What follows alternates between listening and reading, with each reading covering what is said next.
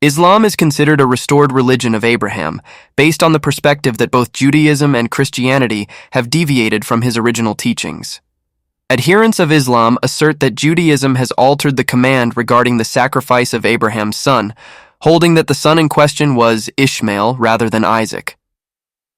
Furthermore, they contend that Christianity has diverged from the tenet of monotheism by introducing the concept of the Trinity and modifying the practice of circumcision.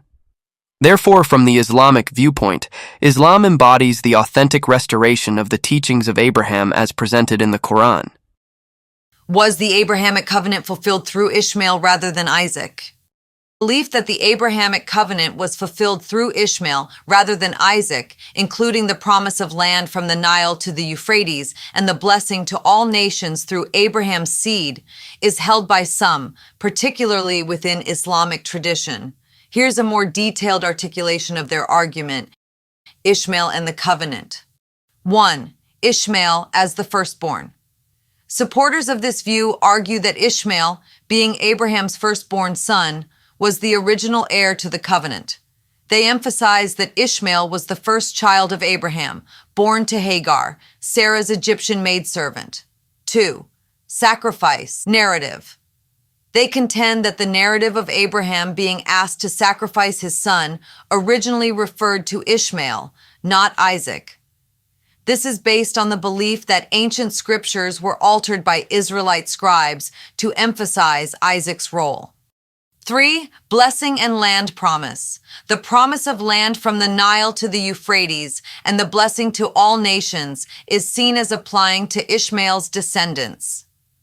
Islamic tradition views Ishmael as an ancestor of the Arab peoples, and thus sees the fulfillment of these promises through the Islamic Hajj and in the rise of Islamic civilization.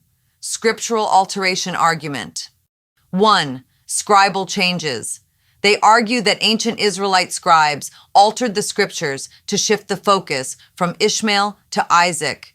This was done to establish a theological foundation for the Israelites' claim to the land and their unique covenantal relationship with God. 2.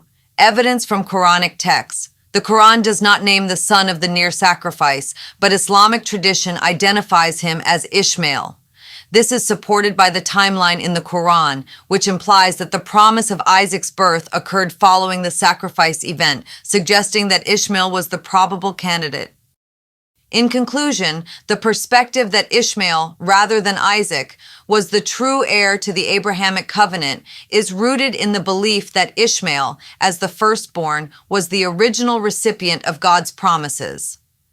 This view is supported by interpretations of Islamic tradition and arguments regarding scriptural alterations.